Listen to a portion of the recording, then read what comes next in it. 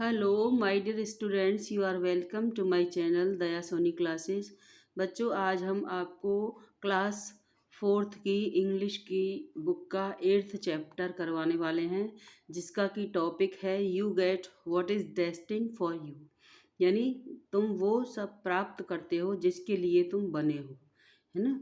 तो स्टार्ट करते हैं। What is it? डेस्टिनी का मतलब देखिए क्या होता है। A power that some people think controls what happens in the future and it is outside human control. Destiny यानी भाग्य होता है, जिसको कि ये एक वो ताकत होती है, शक्ति होती है दैट सम पीपल थिंक, जैसा कि सब कुछ लोग ये सोचते हैं कि ये कंट्रोल करती है। Controls what happens in the future, जो भी भविष्य में घटने वाला होता है, घटित होता है, उसको ये कंट्रोल करती है।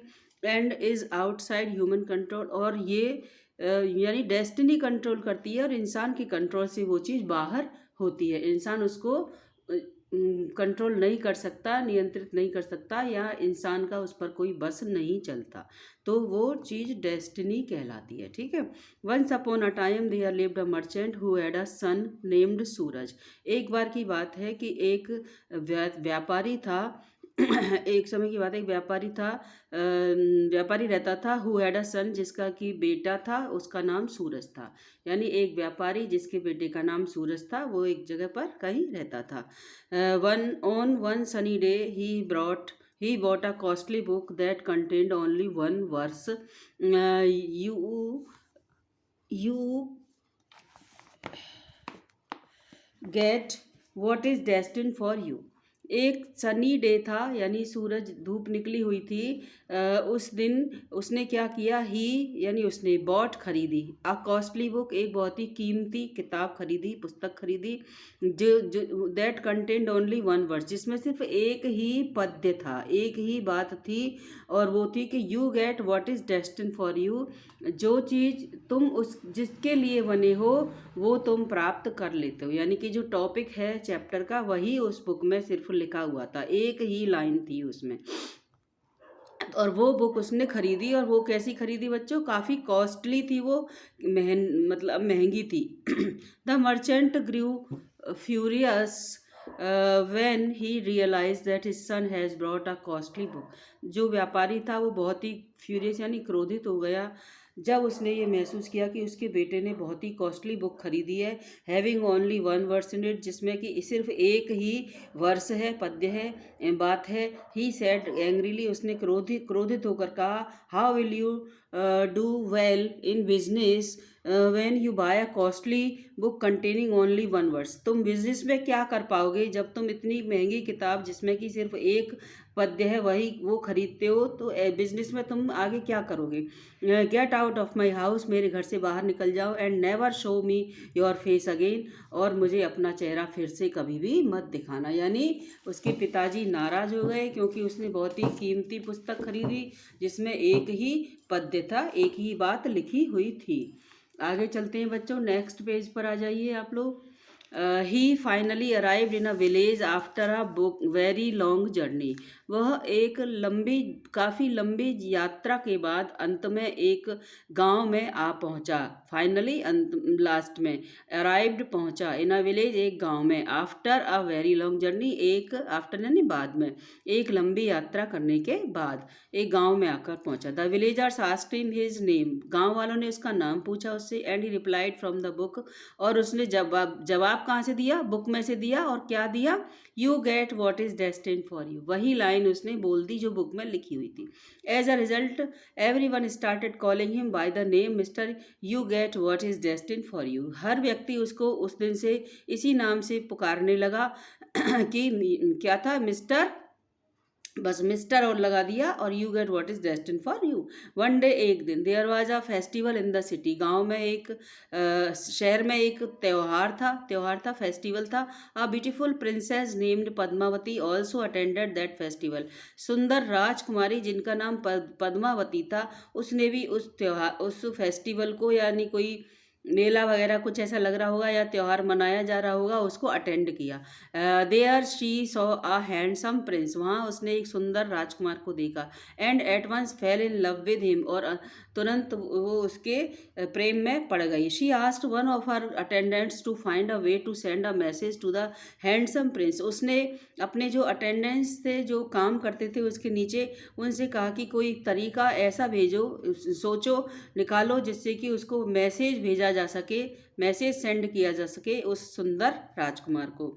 She scribed a letter and handed it to that attendant, उसने एक स्क्राइब नहीं, रिटिन, रोट, लिखा, उसने एक पत्र लिखा और इसको उस अटेंडेंट को दे दिया। बाय मिस्टेक, गलती से, the attendant handed the letter to Suraj, गलती से वो अटेंडेंट ने उस पत्र को सूरज को दे दिया। He read the letter in which the princess had written, उसने उस पत्र को पढ़ा जिसमें कि राजकुमारी ने लिखा था, please meet me in the castle, कृपया किले में आकर मुझसे मिलो।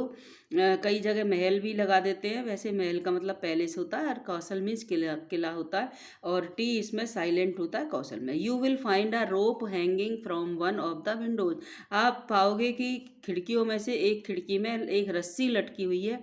विच will lead you to my room, जो कि मुझे तुम्हें मेरे रूम तक ले आएगी। ठीक है, यानी राजकुमारी ने ये लिखा था और उसने वो पढ़ा। I should honour the princess wish to meet me in person, he thought, उसने सोचा कि मैं जो राजकुमारी की जो इच्छा है उसका मैं ऑनर यानी सम्मान करना चाहिए मुझे।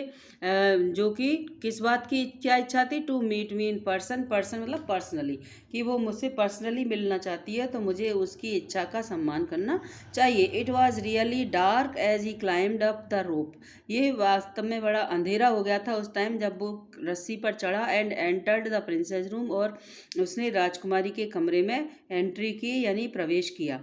The princess thought he was that Prince who she had seen at the festival, जो राजकुमारी थी उसने सोचा कि ही वॉज द प्रिंस, कि वो वही राजकुमार है, whom she had seen in the festival, festival के वक्त जब उसने उसको देखा था वही राजकुमार है जो रस्सी से चढ़कर आया है। एंड रिसीव्ड हिम वार्मली, और उसका बहुत ही वार्मली उसका स्वागत किया, उसको रिसीव किया।